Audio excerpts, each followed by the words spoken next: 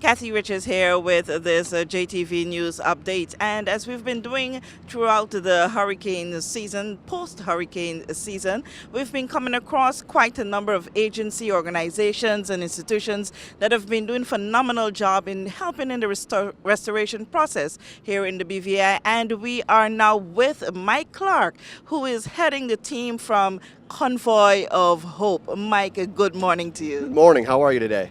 I am absolutely great and so happy to know that there is hope for the BVI through your convoy. Absolutely. It's a joy for us to be in the BVI. We're a child-focused, family-focused organization. And so when we were made aware of the need, we arrived within a few days after the hurricane to really work with people in the BVI to serve their own people. Okay, tell me, where is your base and how did you get word as to what's happening in the BVI and its need for your services? So we are a U.S.-based humanitarian organization. We have a nutrition program for about 160,000 kids every day around the world. And we're one of the largest, we're the largest domestic response agency in the United States. So disaster response is what we do. I've worked in over 70 wars and disasters, and I have teams really all over the world who are responding to a variety of needs. So we have a group of professionals in our operations center that, they monitor weather patterns, they follow major disasters, and so we were watching this disaster unfold before it even came. It's a climate-based event. You have a couple days, and so before even Irma hit, we were deploying our teams, moving them closer, kind of prepared to do an assessment. And then with one of our donors, Kurt Richardson, of the CEO, the founder of OtterBox, we flew in with him on his plane as soon as we could to begin the relief effort. Okay, so tell me, you landed with all your supplies. What exactly have you been doing? We know for sure that quite a number of kids have been benefiting with your delicious lunch. Okay. Well, the first few weeks we served nearly 10,000 or over 10,000 people. We used ships, boats from Puerto Rico, as well as planes. We brought in food, water, hygiene supplies, a variety of other needs that we could. And then as things unfolded, we set up our operation, we made a plan. We brought in a very large ship that we leased. It brought in over $2 million worth of supplies, about 70 containers. We unloaded it at the port, and now you're standing in front of what we call our aid village. This is a safe, secure place where we pre-position our supplies. The goal is not to warehouse things, it's simply to bring things in and to get them out to the people as we are made aware of needs. The first few weeks we partnered really with local organizations, so nonprofits that were doing amazing work, even Rotary doing fabulous work. We partnered with churches and other faith communities who would provide to us needs. We also supported some districts where we would go, okay, let's go to a district, see what the needs are. Obviously, you can't help everyone, so Convoy of Hope, we just work quietly and just try one person at a time. We have a guest of honor principle, and that means that we just don't want to dump things at people. We want to interact with individuals and make sure their needs are well taken care of. What you also will be seeing in a moment is our mobile kitchen units.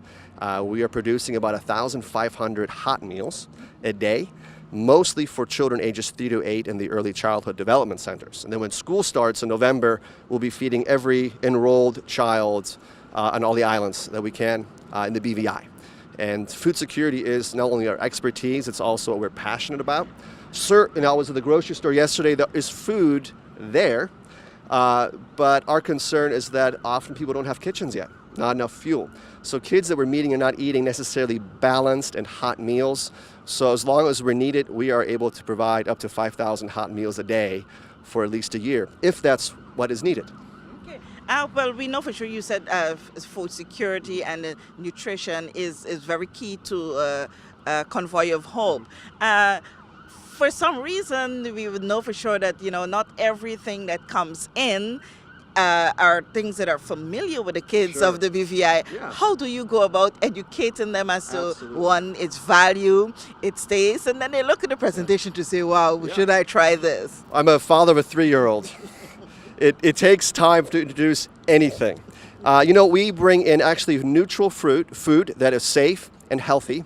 And it is really up to our local partners, people in the BVI, to help us come up with how do you add taste to our rice packs? How do you make something taste that is good? Again, the guest of honor principle is we don't want people to be eating something they don't, but they dislike. Obviously, we can't provide everything, But we have chefs, local chefs, expatriate chefs. We've had some food competitions. In my experience, it takes about 2 to 3 weeks to come together with a menu for a feeding program that is palatable to local culture.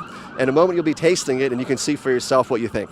Oh, wow. Well, I look forward to that moment of this. So let's go to the kitchen and let's take a good walk through and see how it's going in there. Yeah, I don't blame you. All right, Mike. So we're here at one of the kitchens that you're operating. So we have 2 mobile kitchens. We brought them in on the ship. We dropped them. Again, they are self-contained units. They are a safe and clean, hygienic place where we can produce 4,000 to 5,000 hot meals a day. Right now, our staff and volunteers are cooking about 900 meals a day. So what happens is they cook them, and then schools come and pick them up, and I'll show you the boxes they get delivered in to keep them nice and warm. Oh, wow. So how did you go about getting your volunteers for this program? We met a lot of cooks and chefs like Al and others who work in the tourism industry, hospitality industry. As you know, right now their livelihoods are affected as well by the hurricane. A lot of people are saying, hey, I just want to use my skills and my expertise to help people in the BVI. And so we said, we have resources, we have the food, but you don't want Mike Clark to cook. And so we had others really work with us. And it's been a really exciting partnership to see local people in the community working with us to produce these meals. Okay, well, I see like you have something well prepared already for us to sample. Kitchen guys, you come on here. We can't do this without you. And you are? My name's Al Broderick. I've been living in Tortola about 15 years. I'm a chef at the Lunchbox, which is a food outlet at the Cedar School. Oh, okay. So tell me about what you prepare here. Well, we're doing just 5 simple meals a day. Today is like a chicken, macaroni, cheese pasta dish. Kids will love it. Okay, so we'll do some sampling and see how this goes. See how you go. See how you Come go. here, Mike.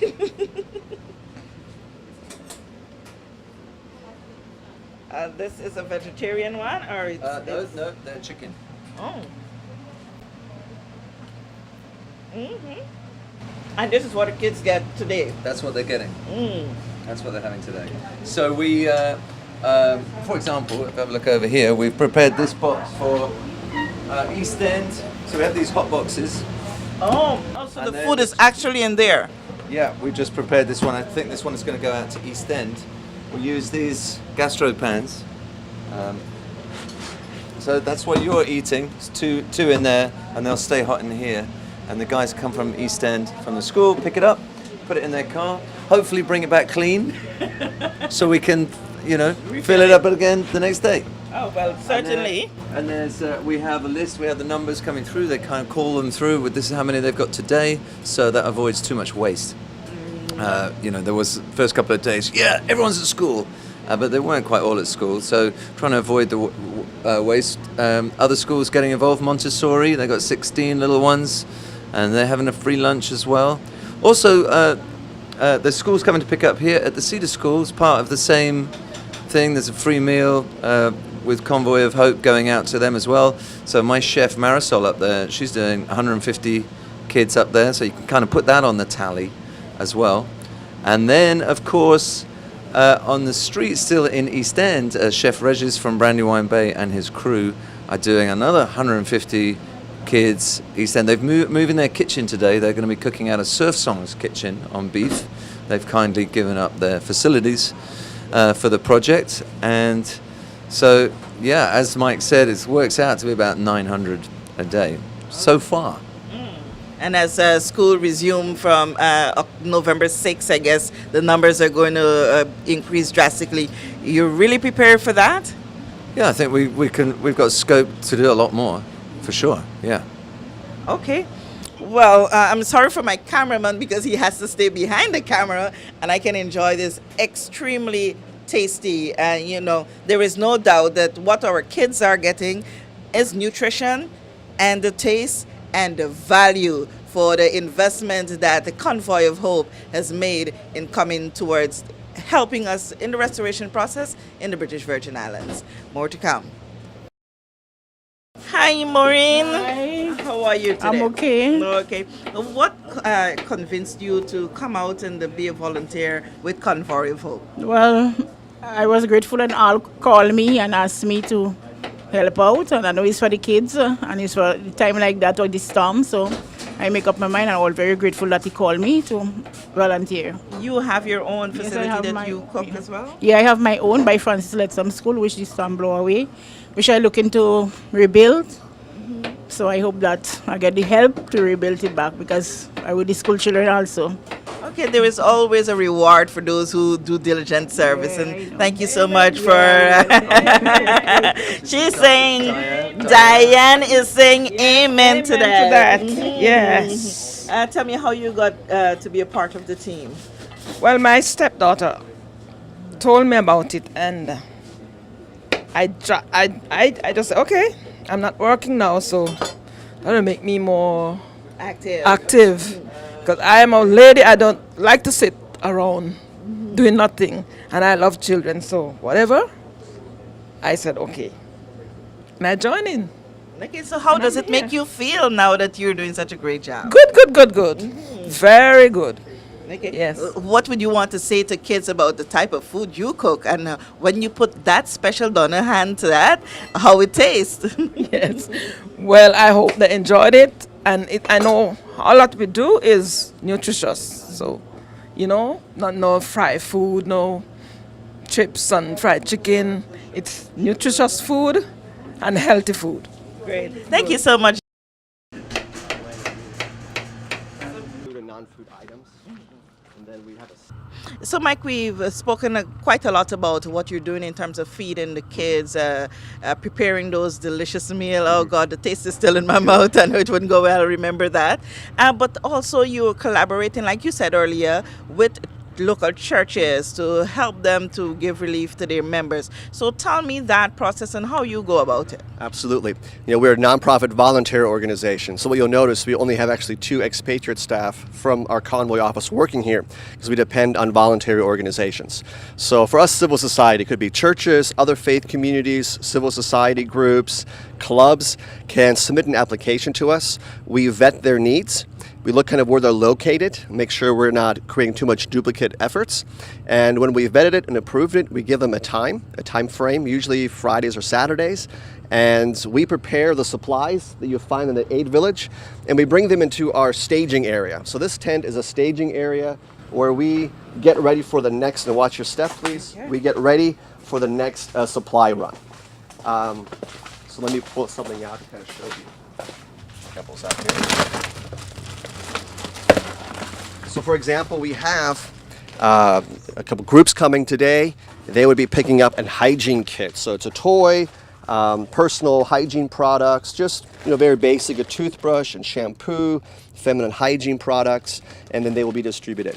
When we work with churches, we encourage them to kind of do a 50-50 spread. Take care of the people that are associated with your group, but then walk around your community, maybe a mile or 2-mile radius, and make sure it is not just some internal work. For us, a church or a club is really our satellite distribution point where we can make sure Convoy is not just living at the festival grounds.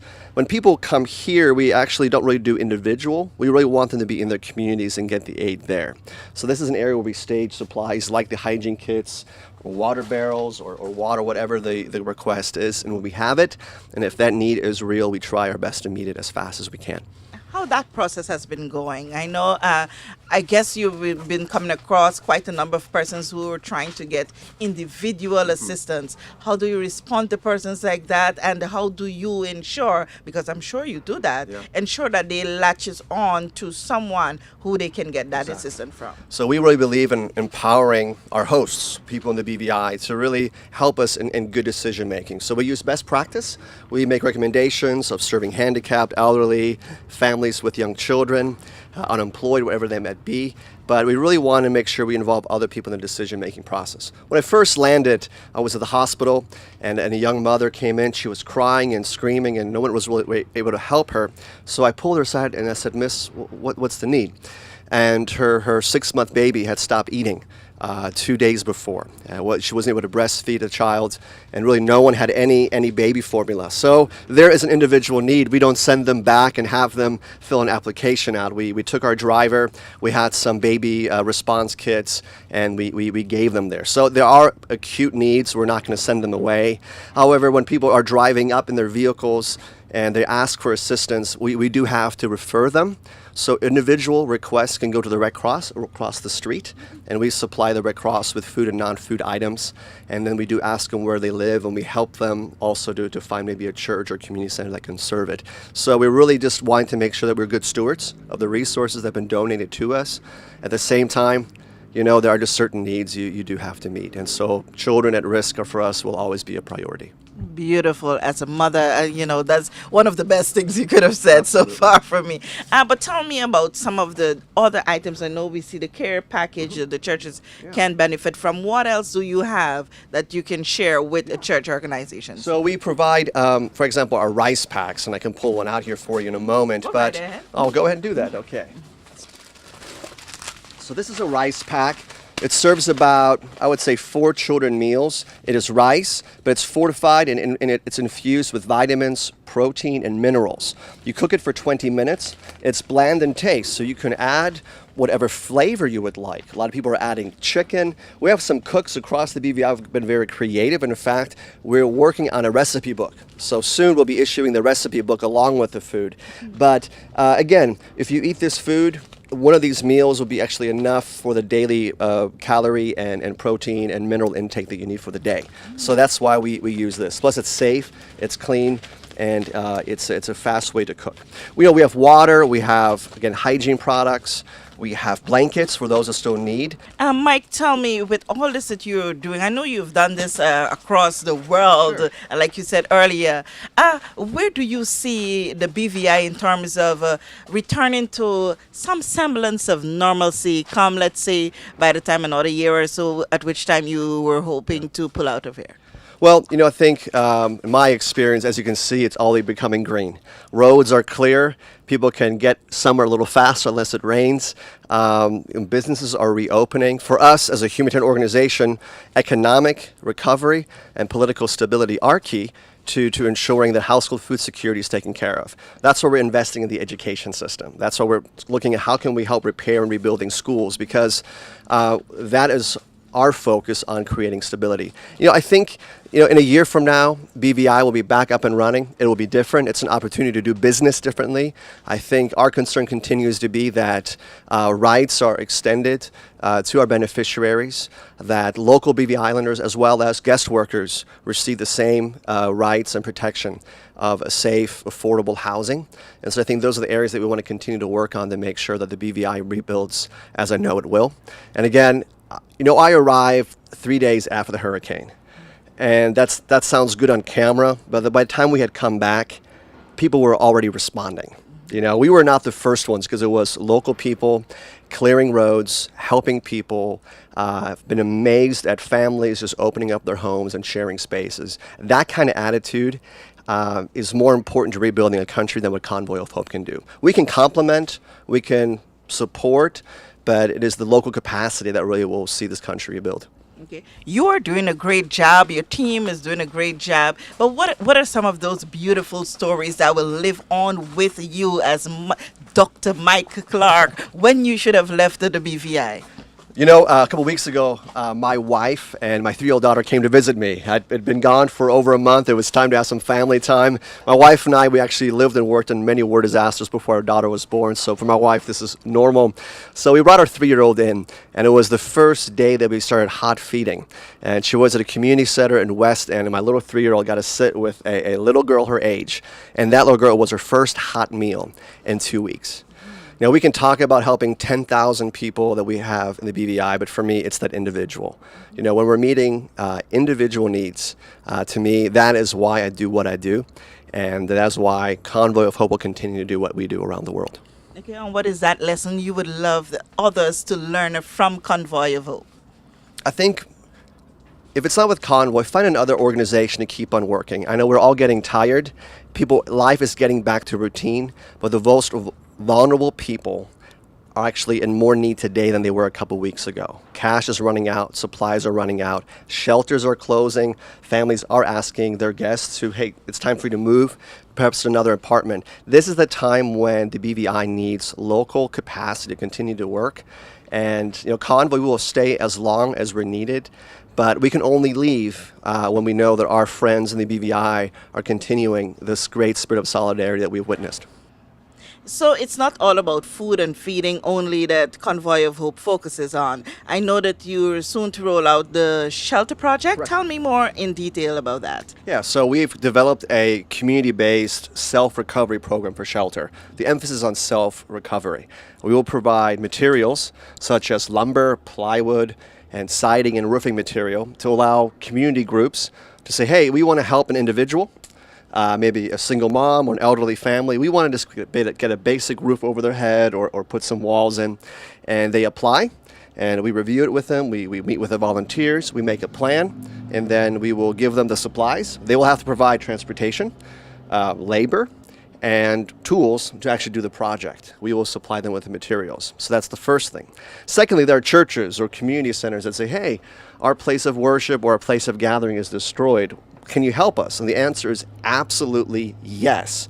But there's one first step.